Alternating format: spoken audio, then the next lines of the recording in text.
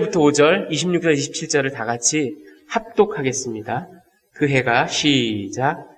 그 해가 돌아와 왕들이 출전할 때가 되매 다윗이 요압과 그에 있는 그의 부하들과 온 이스라엘 군대를 보내니 그들이 암몬 자손을 멸하고 랍바를 에워쌌고 다윗은 예루살렘에 그대로 있더라.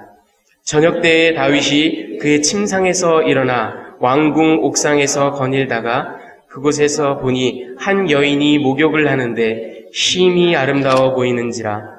다윗이 사람을 보내 그 여인을 알아보게 하였더니 그가 아뢰되 그는 엘리암의 딸이요 햇사람 우리아의 아내 밧세바가 아니니까 하니 다윗이 전령을 보내어 그 여자를 자기에게로 데려오게 하고 그 여자가 그 부정함을 깨끗하게 하였으므로 더불어 동침함에 그 여자가 자기 집으로 돌아가니라.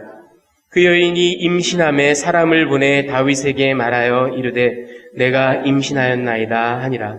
26절. 우리아의 아내는 그 남편 우리아가 죽었음을 듣고 그의 남편을 위하여 소리내어 우니라. 그 장례를 마침에 다윗이 사람을 보내 그를 왕궁으로 데려오니 그가 그의 아내가 되어 그에게 아들을 낳으니라. 다윗이 행한 그 일이 여호와 보시기에 악하였더라. 아멘. 네, 자리에 앉아주시기 바랍니다. 오늘은 참 사무엘하를 후반부를 이제 다시 시작하는데 하필이면 가장 또 우리를 굉장히 마음을 어둡게 하는 그런 부분 사무엘하 11장을 함께 봅니다. 죄악 들여다보기라는 제목으로 여러분 저희 큰아이 재민이가 지금 15살인데 예전에 한번 얘기한 적 있는 것 같은데 15살인데 이 녀석이 미국에서 나고 자란 그야말로 이제 교포예요. 예, 여기서 나고 자란 2세인데 그런 녀석치고는 한국말을 대단히 잘합니다. 예, 한국 문화에 관심도 많고 심지어는 조선시대 역사도 태종태세 문나세 막 이런 것도 외우고 이 녀석이 아주 재밌어요. 예, 그리고 이 녀석이 얼마나 재밌는 놈이냐면 얘가 뭐 유행가나 이런 걸 거의 듣질 않는데 유일하게 듣는 건 저희 대학생 때 들었던 뭐 이문세, 이승환 이런 사람들 노래 듣고 막 그래요. 아주 이 한국을 굉장히 사랑하고 그런 녀석입니다. 그렇지만 여기서 나고 자란 아이들 여러분 키워보셔서 아시겠지만 한국말을 아무리 열심히 가르치고 그래도 그 아주 작은 뉘앙스 차이라든가 표현의 이런 아주 섬세한 차이 이런 것들은 잘 구별을 못하죠. 이 녀석이 초등학교 4학년 때인데 한번 그때 겨울이었어요. 집안에 뭐 이렇게 또 히터가 있고 하니까 이제 많이 그 공기가 탁하고 스터피하고 막 이제 숨쉬기가 좀 어려웠던가 봐요. 그래서 엄마한테 이러고 나가더랍니다. 제가 나중에 그 얘기를 듣고 웃어서 엄마 나 잠깐 밖에 나가서 바람 좀 피우고 올게. 바람 쐬고 온다는 말과 바람 피우고 온다는 말을 구분을 못한 거죠. 예, 뭐 저희 집안에서 흔히 쓰는 말은 아닌데. 예. 여러분 오늘 다윗이 간음을 저지릅니다. 네, 여러분 이게 제가 지어내는 말이 아니에요. 1999년에 실제로 캐메런 버런스라는 사람이 쓴 책이 있는데 그 책의 이름이 뭐냐면 들어보세요. Affair. How to manage every aspect of your extramarital relationship with passion, discretion, and dignity. 우리말로 번역을 하면 바람 피우기, 열정과 신중함과 위엄을 가지고 혼외 정사 관계의 모든 국면을 적절하게 운용하는 법. 이 책 제목입니다. 19불 95불 5점만 내면 그리고 쉬핑 앤 핸들링만 내면 집으로 배달됩니다. 오죽하면 오늘날 현대 문화가 더 이상 간음이란 말을 하지 않고 그냥 fling, affair, 외도, 바람 이렇게 표현을 합니다. 그리고 더 이상 그게 법정에서 죄악도 되지 않는 세상에 우리가 살고 있습니다. 2004년에 발표된 한 신문 기사에 따르면요. 미국의 전형적인 외도를 하는 남편이 4개월간 바람을 피우면서 쓰는 돈이 26,000불이라고 합니다. 그리고 그게 결국은 발각이 되겠죠. 발각이 돼서 이렇게 이혼 소송 들어가고 그러면 그 리걸 피로 쓰는 돈이 한 5,000불 정도 되고 아내에게 쫓겨나서 새로 자기가 혼자 기거할 아파트를 얻는데 그 디파짓 머니를 내는데 1,800불. 그래서 약 32,800불 정도를 씁니다. 근데 그렇게 해서 현 배우자와 이혼을 하고 새로 자기가 사랑한다고 생각했던 그 사람과 결혼에 골인하는 확률은 5% 미만입니다. 결국은 다 파괴가 되고 끝나요. 여러분, 우리가 사는 세상이 더 이상 죄악이라는 것이 교회에서도, 공적 담론에서도 거론되지 않는 세상입니다. 교회에서조차도 이제 죄악을 얘기하지 않습니다. 그냥 너희가 다 잘 살 수 있어, 훌륭하게 살 수 있어, 도덕적으로 살면 돼, 이런 얘기를 하고 있어요. 하지만 우리가 죄악을 제대로 들여다보지 않는다면 우리에게 임한 하나님의 은혜를 제대로 이해할 수가 없습니다. 오늘 다윗의 이 엄청난 죄악의 이야기를 저와 여러분이 함께 나누면서 그 안에서 우리가 죄악의 참 모습, 그 실상을 다시 한번 보기를 원합니다. 이야기 속으로 들어가 보면요, 처음 1절부터 5절까지 다윗이 밧세바를 범하는, 여러분, 근데 이 이야기가 11장, 12장에 다윗이 밧세바를 범하고 나단 선지자에게 책망을 받고 하는 그 이야기가 사실은 그 전에 10장, 그리고 12장 제일 끝부분에 보면은 암몬과의 전쟁이 나와요. 그러니까 지금 전쟁 중입니다. 암몬과의 전쟁 중에 요압을 비롯해서 모든 장수들, 다윗의 군사, 다윗의 친위 부대까지 전부 다 그 랍바성을 포위하고 암몬과 전쟁을 벌이고 있는 그 틈에 다윗은 예루살렘에 혼자 남아서 오늘 본문을 보니까 저녁 때가 되어서 침상에서 일어나. 이게 무슨 얘기예요? 여러분, 아침에 침상에서 일어나잖아요. 그러니까 오후 늦지막이 나른하고 피곤하고 덥고 그럴 때 시에스타, 낮잠, 오수를 즐긴 겁니다. 그리고 탁 일어나서 해가 떨어지고 선선할 무렵에 이제 옥상에 올라가서 한가롭게 이렇게 거닐면서 사색을 하다가 저 아래 우리야 집에, 햇사람 우리야의 집에 한 여인이, 우리야의 아내가 목욕을 하고 있습니다. 저 여자가 누구냐? 너 심히 아름다워 보였다라 그랬어요. 여러분, 이 저희 히브리어 심히 아름답다라는 이 표현은 성경에서 오직 레베카랑 에스더랑 다윗, 밧세바에게만 쓴 말입니다. 완전히 striking appearance, 너무너무 아름다운 모습을 얘기할 때 쓰는 말입니다. 심히 아름다워 보이더라. 그래서 저 여자가 누구냐? 가서 알아보라 합니다. 그랬더니 햇사람 우리아의 아내 엘리암의 딸 밧세바라고 합니다. 제가 예전에 그 LA에 계시던 유진소 목사님의 농담이에요. 이거 제 농담이 아닙니다. 한번 소개해드린 적이 있는데 제가 그 얘기를 듣고 막 뒤집어지는 줄 알았어요. 사람들은 밧세바가 왜 하필은 그 시간에 거기서 목욕을 하고 있었을까? 그리고 왜 오란다고 냉큼 갔을까? 밧세바 잘못이 아닌가? 뭐 이런 얘기들을 하지만 여러분, 성경 본문은 그 누구의 계략도 아니고 그 누구의 잘못도 아니고 오직 다윗의 책임이고 다윗의 죄악이라는 걸 명확하게 얘기하고 있습니다. 근데 어찌됐든 혹자들은 밧세바가 뭐 좀 그렇게 잘못한 거 아니야? 뭐 의도한 거 아니야? 뭐 이런 얘기들을 하는데 그 유진성 목사님 이런 얘기를 했습니다. 밧세바 갖고 뭐라고 하면 안 된다. 밧세바는 운명적으로 그렇게 타고났다. 이 밧세바라는 이름을 영어로 벳시바 이렇게 하는데 이걸 분절을 해보면 벳시바, 그녀가 목욕하는 걸 봐라. 운명적으로 이렇게 타고났다. 이건 농담이고, 여러분, 밧세바라는 이름은 원래, 여러분, 밧세바가요, 칠공주집 딸입니다. 여러분, 주변에 그런 사람이 있지 않으세요? 저희 아는 집 가운데도 아들을 낳기 위해서 딸을 막 7, 8 낳는 집들이 있는데, 밧세바라는 이름이 7번째 딸이라는 뜻입니다. 또는 맹세의 딸, 그런 뜻입니다. 무슨 맹세를 했는지 모르겠지만 7번째 딸을 낳고 내가 아들을 낳을 때까지 10명이고 20명이고 낳으리라 뭐 이런 맹세를 했는지 모르겠지만 7번째 딸 또는 맹세의 딸이란 그런 뜻을 가지고 있습니다. 여러분, 지금 보여드리는 이 그림은 1942년에 악집이라는 거예요. 팔레스타인이에요. 악집이라는 곳에서 발굴된 작은 그 토기로 만든 피겨린. 그런데 이게 아마 주전 한 8세기, 9세기, 그러니까 다윗보다 조금 뒤죠. 조금 더 그 현대 쪽으로 가까운 한 100년, 200년 정도 뒤에 만들어졌던 그런 피규어인입니다. 보시면 목욕하는 여인, 이렇게 베스트업에 여인이 들어가서 자기 몸을 씻고 있는 그런 모습입니다. 그러니까 아마도 밧세바가 이때 저런 베스트업 물을 받아놓고 그 안에서 몸을 씻고 있었던 듯합니다. 예.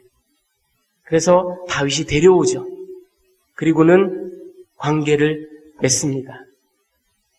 여기 재밌는 표현이 하나 나오는데 이게 왜 들어갔을까 싶은데 4절에 보면 밧세바가 부정을 깨끗하게 하였으므로 동침하며 이런 말, 이게 무슨 말인가 싶으실 텐데 그게 뭐냐 하면 여러분 레위기 15장에 보면 여성이 생리주기를 갖게 되면 그게 뭐 위생적으로나 뭐 다른 뜻이 아니라 재래적으로 불결하다, unclean하다 그렇게 얘기를 합니다.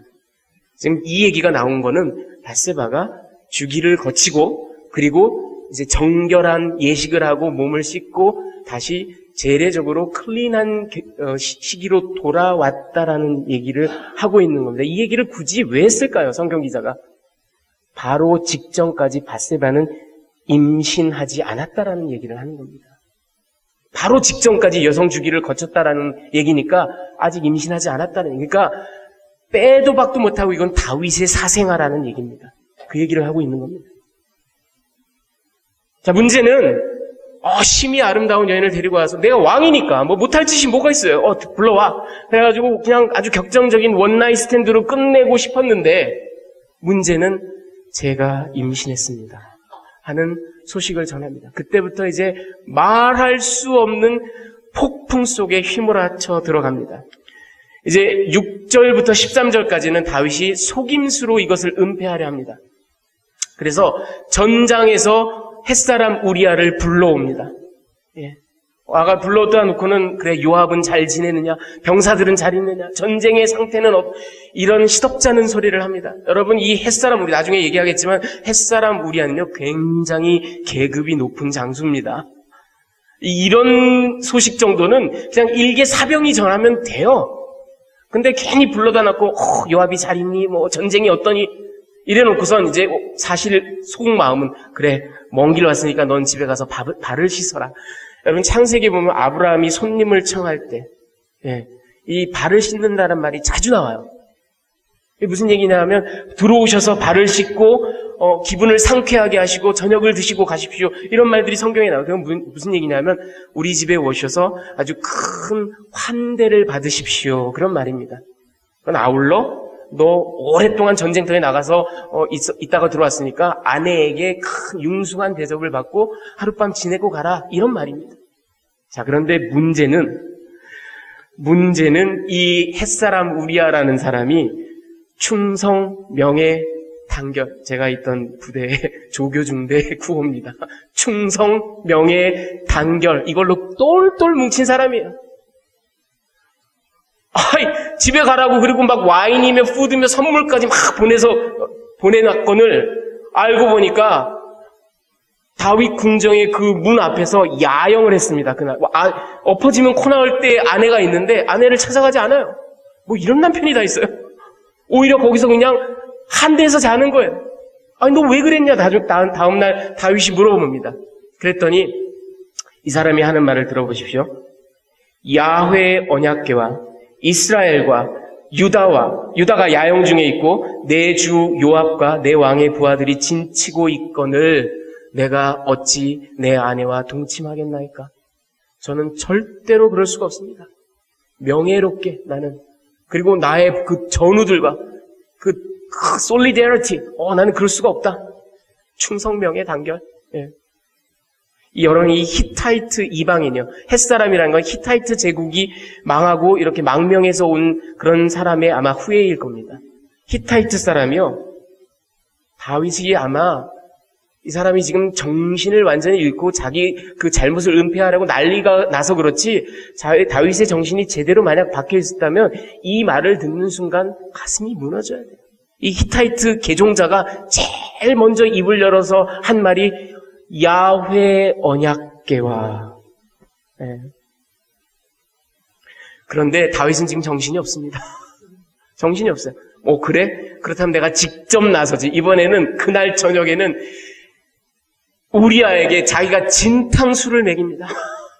사람이 그렇잖아요. 술에 완전히 만취가 되면 뭐 명예고 충성이고 단결이고 그냥 본능에 충실하게 마련이잖아요. 그렇게 술을 진탕 먹여놨는데 웬걸 이 사람은 취한 가운데서도 그날 밤에도 여전히 야영을 합니다. 아내를 안 찾아가요. 에크로이드라는 신학자는 이런 얘기를 했습니다.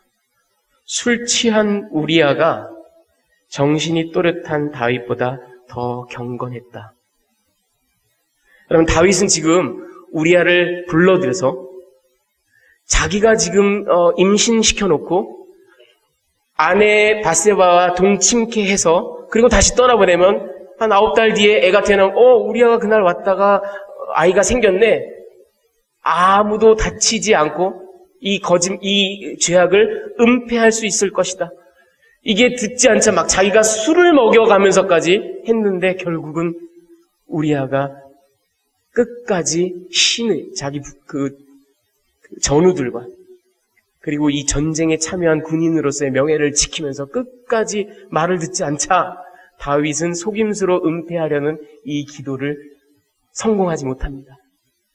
그러자 이제 14절부터 25절까지는 드디어 다윗 살인으로 은폐에 성공합니다. 그래? 할 수 없지. 이제는 더 잔악하고 극악무도한 방법을 씁니다. 우리아의 손에 직접 들려서 밀지를 요압에게 전합니다. 이 편지를 받으면 우리아를 전쟁터에서 홀로 죽게 만들어라. 여러분, 우리아 입장에서는요, 자기를 죽이라는 사형 집행 교지를 자기 손으로 들고 가는 겁니다. 자, 근데 이 요압 장수는요, 여러분, 그전에도 우리가 요압에 대해서 나눈 적이 있지만, 하나를 말하면 열을 알아듣는 친구예요. 오히려 다윗의 계략을 임프루브 합니다. 우리아만 달랑 죽이고 나면 누가 봐도 그거 좀 이상하잖아 싶을 거 아니에요. 그러니까 라빠에서 지금 포위를 하고 있어요. 여러분, 그 전투의 기본적인 그 전략을 조금만 아시면 이 작전이 얼마나 허무맹랑한 작전인지 알아요. 지금 포위를 딱 해놓고 나면 그냥 기다리면 돼요. 보급로가 다 차단됐어요. 그러니까 라빠성에서 이 암몬 사람들은 그냥 음식이 다 떨어지면 결국 항복하고 나올 수밖에 없어요. 괜히 싸움을 붙이거나 그 성문 앞까지 가서 뭐 난리를 칠 이유, 그러면 사상자만 생깁니다. 그럴 필요가 없어요. 그런데 요압은 우리아와 몇몇 장수들을 성문 바로 앞까지 보냅니다. 거기서 당연히 위에서 활을 쏴서 여럿이 죽습니다. 마치 남들이 보기에는 다소 공격적이고 호전적이고 다소 허무맹랑한 작전을 펼쳤다가 여러 사람의 사상자가 발생한 듯한 그런 모습을 만들어냅니다. 연출을 합니다. 그리고는 이 소식을 다윗에게 전합니다. 다윗은 대단히 만족스러워합니다.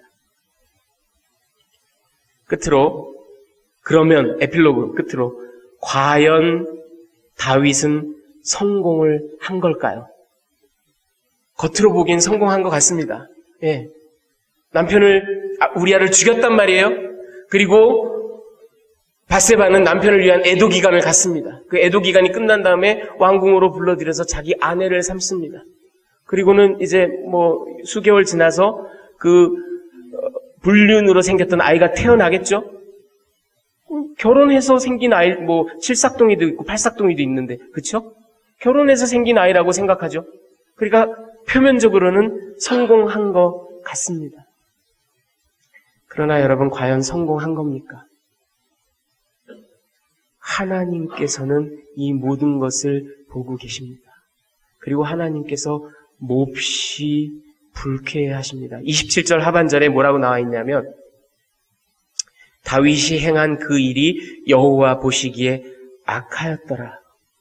그리고 다윗은 징계를 받습니다.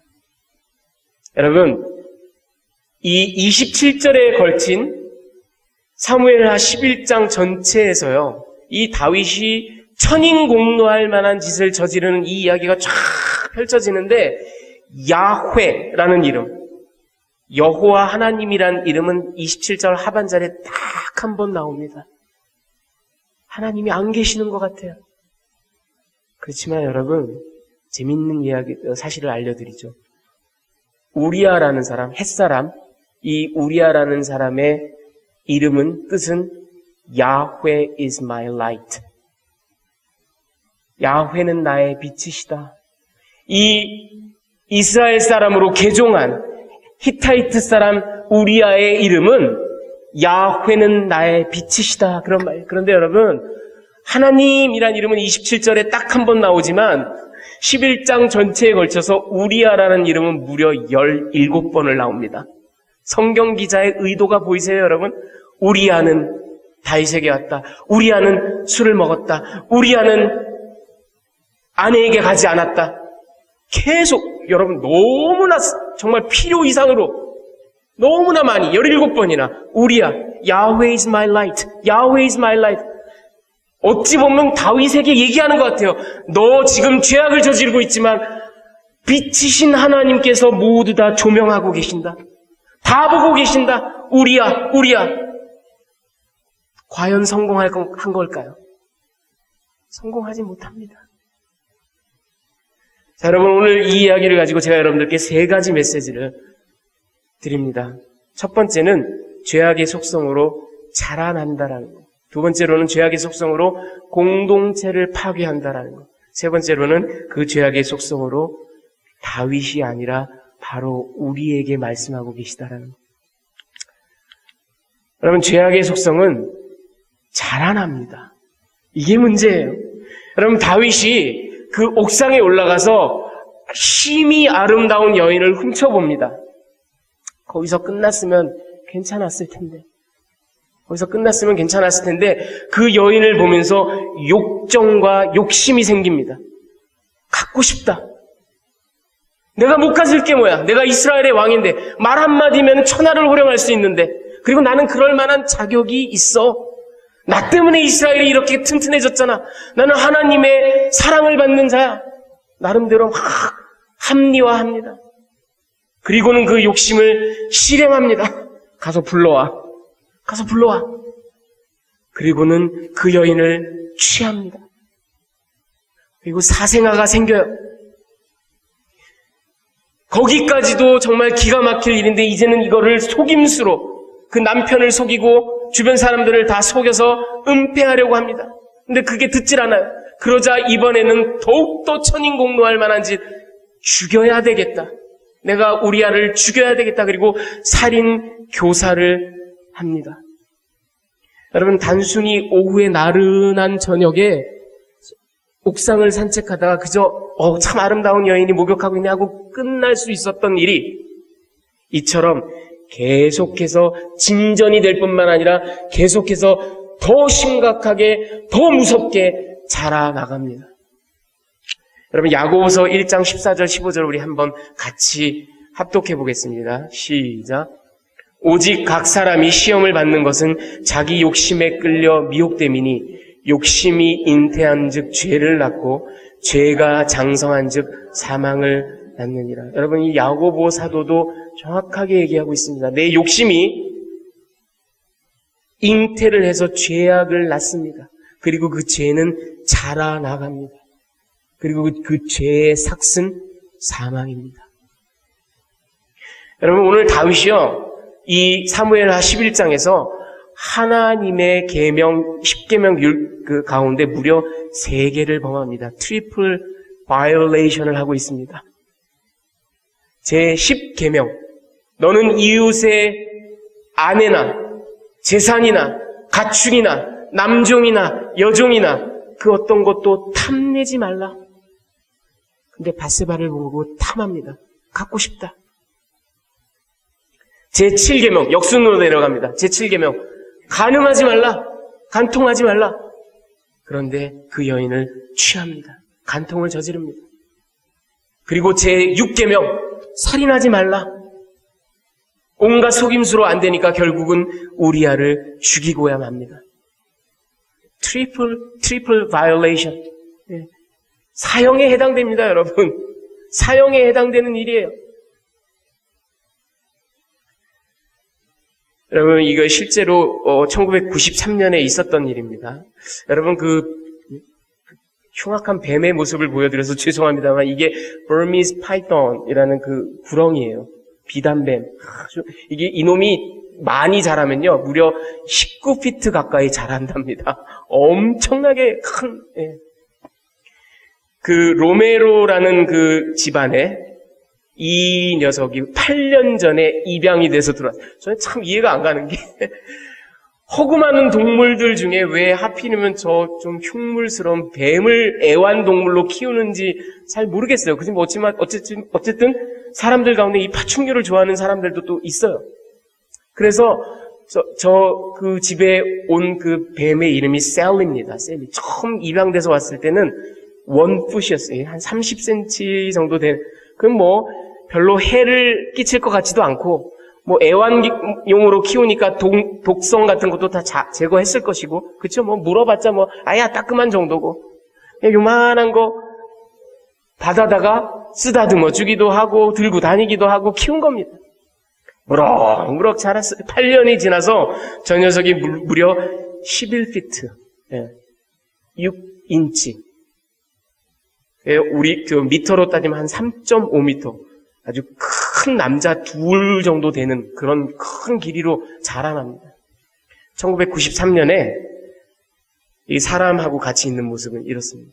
1993년에 7월 20일 날요, 어떤 일이 있었냐면, 저 셀리가요, 자기 집안 아들, 데릭이라는 아들, 15살이었어요. 그러니까 데릭이 7살 때부터 같이 있었던 뱀이죠? 그 데릭을 칭칭 휘어 감아가지고는 그 목을 졸라서 죽여버립니다. 요만한 놈 받아가지고 밥도 주고, 쓰다듬어 주기도 하고, 그놈 참 재밌다. 기어가는 모습 재밌다. 허물 벗는 거 재밌다.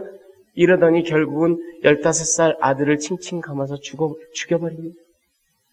죄악이라는 게 여러분 이렇습니다. 아이, 괜찮겠지 뭐. 아무도 안 보잖아. 뭐 그래도 난 이 정도는 할 수 있지 않을까?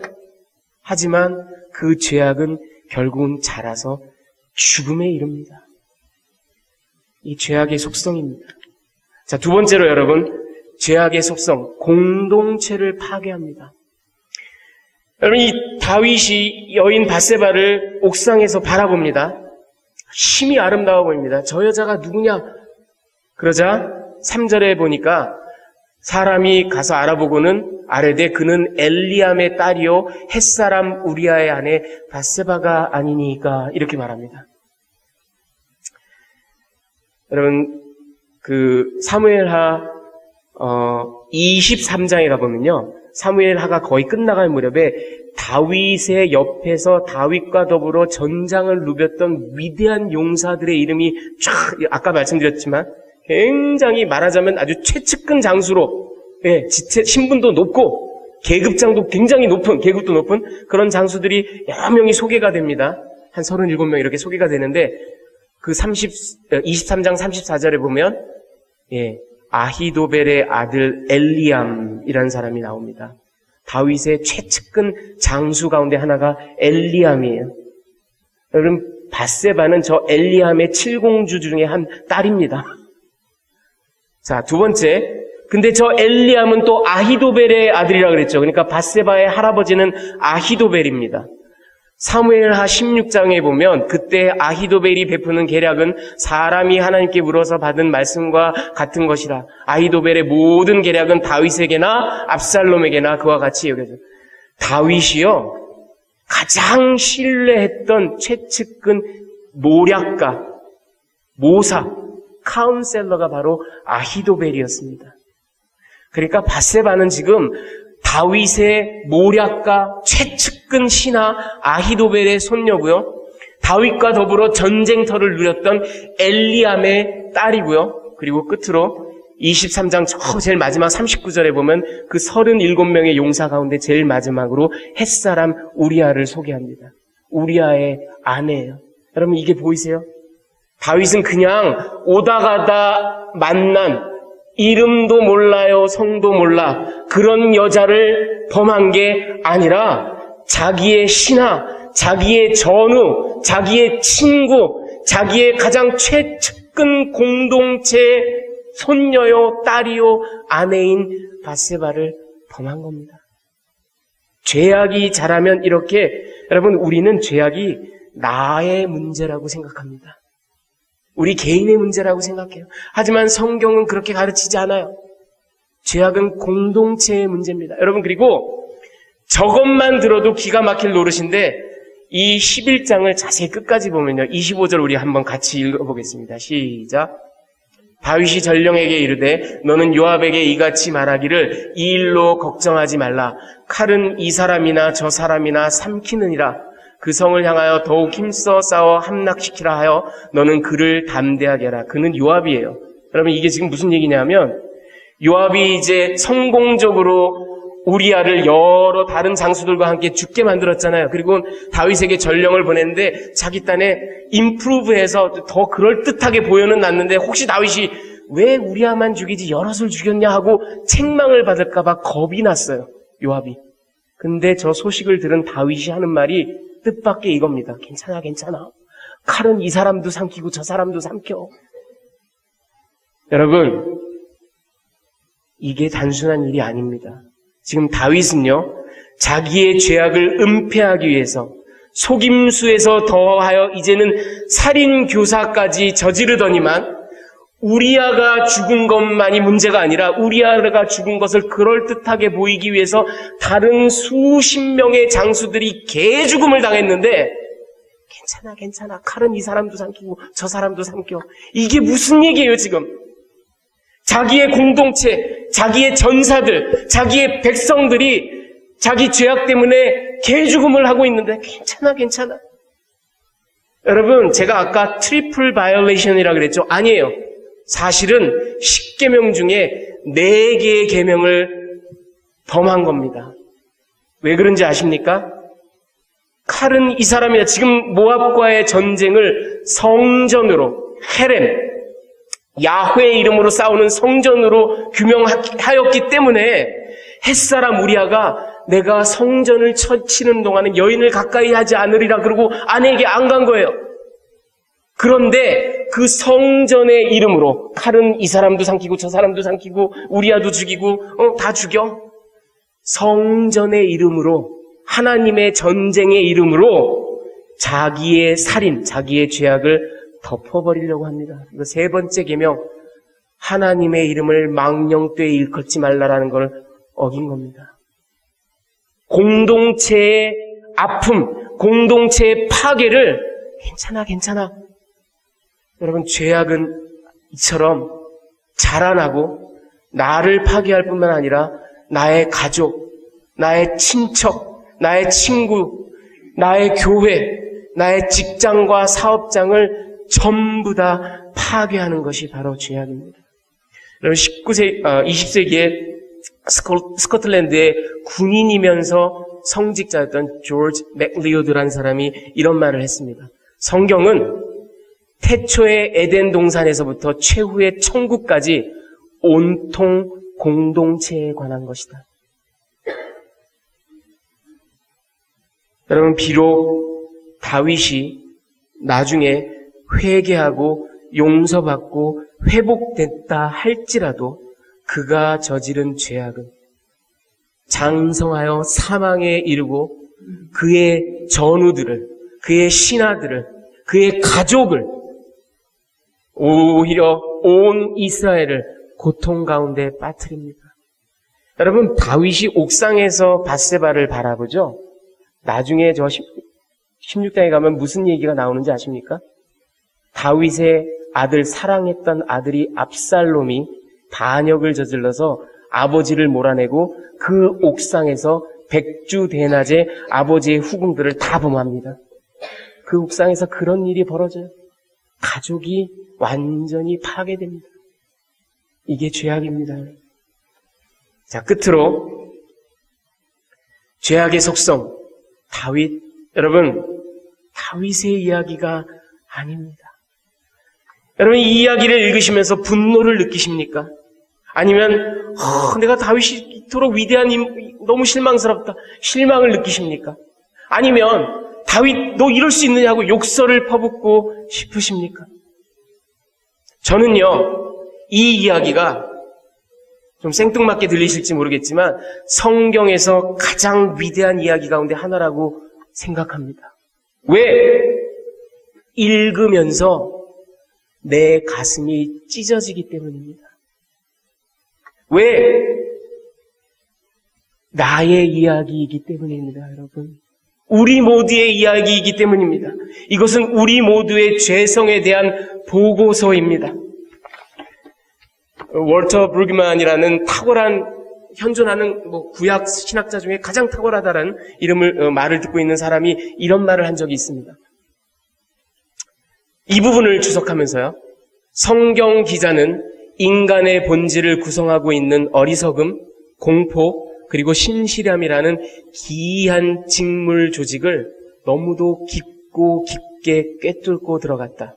이 이야기는 우리가 다윗에 대해 알기 원하는 범위보다 과도하게 많은 것을 이야기하고 있고, 또 이 이야기는 우리가 우리 자신을 이해하고 용납할 수 있는 범위보다 과도하게 많은 것을 보여주고 있다. 여러분, 다윗의 죄악에 대한 보고서만이 아니라 우리 인간의 죄성, 우리 인간의 죄성에 대한 보고서입니다. 이 이야기가 위대한 이유는 바로 우리의 죄악을 들여다보게 하기 때문입니다. 여러분, 우리가 이 이야기를 들으면서 행여라도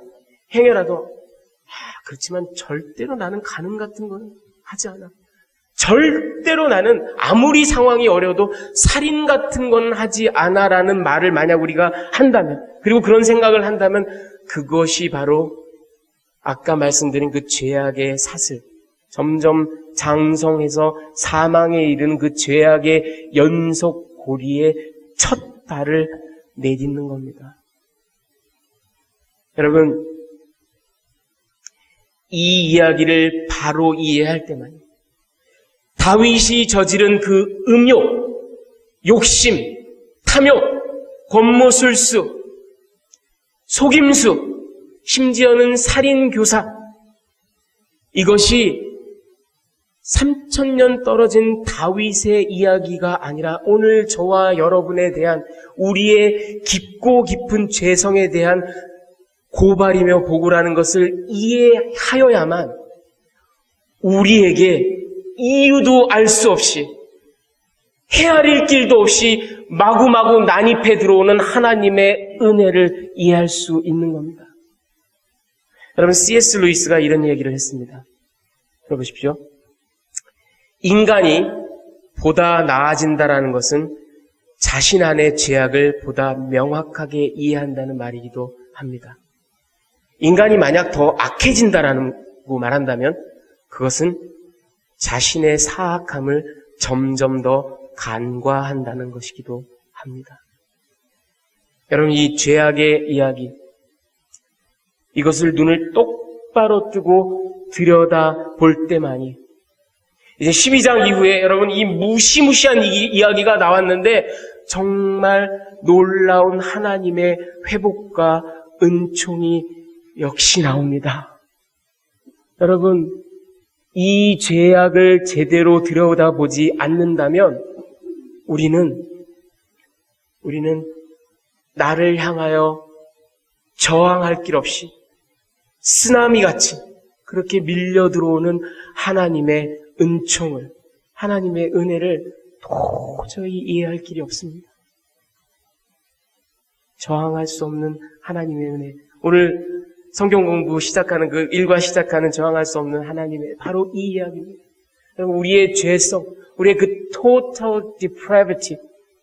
우리가 비록 칼을 들어 살인하진 않았지만 우리 예수님께서 말씀하신 것처럼 형제를 대하여 미워할 때 이미 살인과 똑같은, 여인을 보고 음욕을 품을 때 이미 간음한 것과 똑같은 우리 모두가 다윗의 범죄와 무관치 않습니다.